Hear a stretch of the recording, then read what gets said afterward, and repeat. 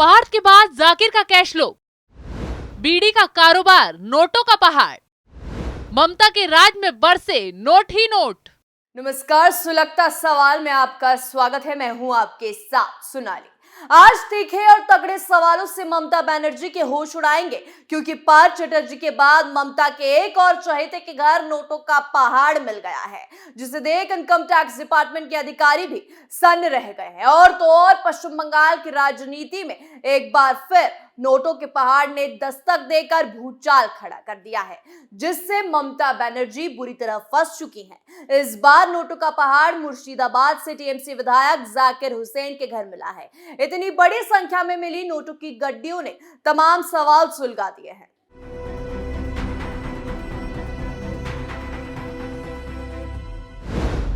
क्या व्यापार की आड़ में टीएमसी नेता ने किया घोटाला? जाकिर हुसैन के घर कहां से आया इतना कैश? क्या ममता से जुड़े हैं जाकिर हुसैन के तार? ममता की टीएमसी में कितने घोटालेबाज? तो पार्थ चटर्जी कैश कांड के बाद अब जाकिर हुसैन के कैश कांड से टीएमसी को नए विवादों में फंसा दिया है और ये साबित कर दिया है कि बंगाल में ममता लोगों का विकास नहीं बल्कि घोटालों से अपने नेताओं का विकास कर रही है। क्योंकि जो रकम मुर्शिदाबाद से टीएमसी विधायक जाकिर हुसैन के घर से मिली है, उनकी गिनती 10 करोड़ 90 लाख रुपए बताई जा रही है।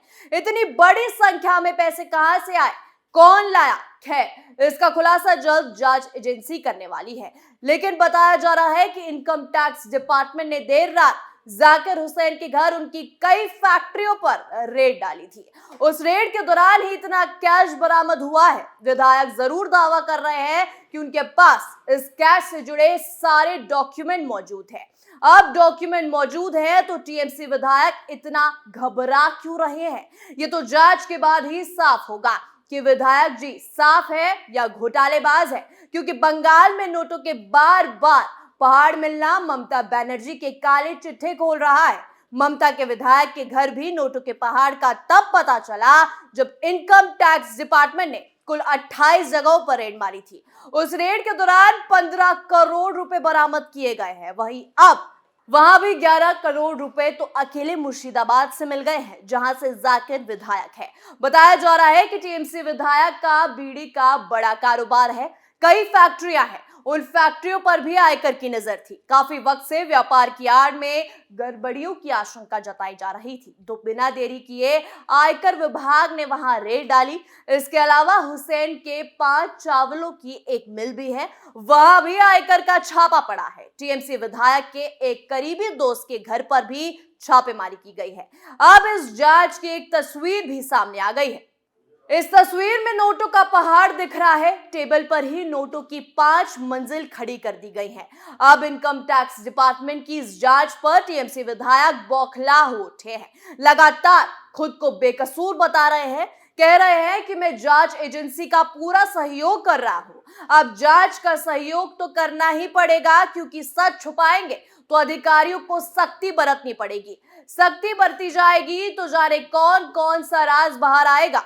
ऐसे में ममता के विधायक ये भी दावा कर रहे हैं कि उनके पास जो भी कैश मिला है, उनके सारे डॉक्यूमेंट उनके पास मौजूद है। वो समय समय पर टैक्स जमा करते हैं, ऐसे में उन्हें किसी बात का डर नहीं है। लेकिन ये तो जांच के बाद ही साफ होगा कि इतनी बड़ी संख्या में उन्होंने कैश क्यों इकट्ठा करके रखा और कहां से इस पैसों का इस्तेमाल होने वाला है। सबसे बड़ी बात तो यह है कि इतनी बड़ी संख्या में कैश रखना लीगल है या नहीं, ये तो एजेंसी जांच के बाद ही खुलासा करेगी।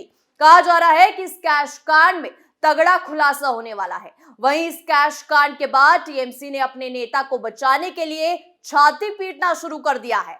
ममता की गैंग फिर से यही राग अलाप रही है कि उनके नेता का भ्रष्टाचार से लेना देना नहीं है, ये पैसे उनके व्यापार के हैं। लेकिन अब टीएमसी के लिए ये जांच ज्यादा मुश्किल इसलिए खड़ी करती है क्योंकि इससे पहले पार्थ चटर्जी और उनकी करीबी अर्पिता मुखर्जी के घर से भी नोटों के पहाड़ पकड़े गए थे।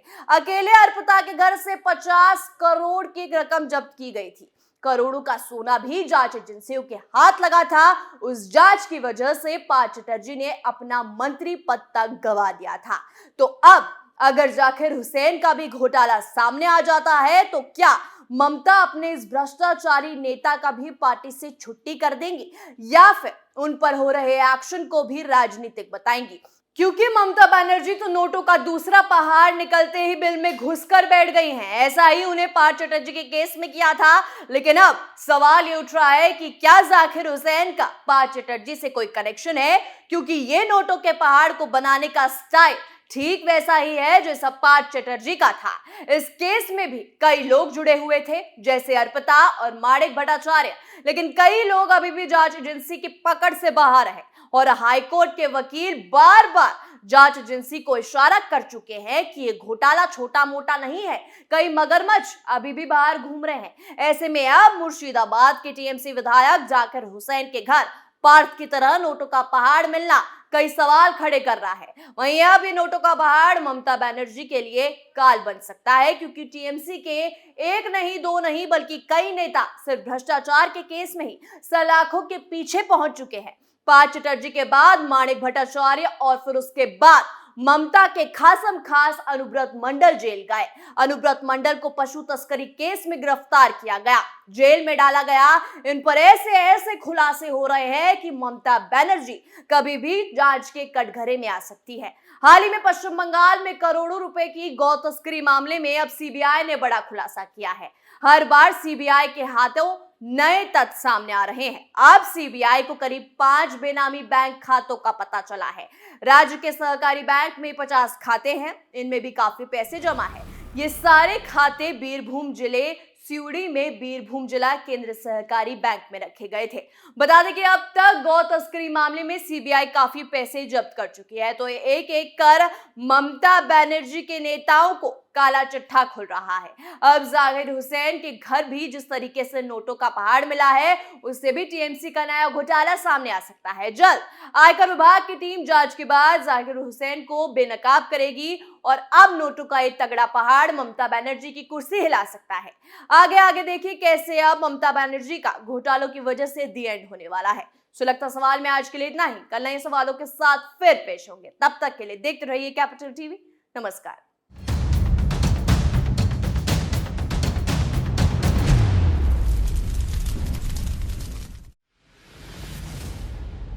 मैं राजनीति करता नहीं, पर राजनीति को बहुत गहरे तक समझता हूं। मैं लोगों के बीच रहता हूं, लोगों के मन को अच्छे से जानता हूं।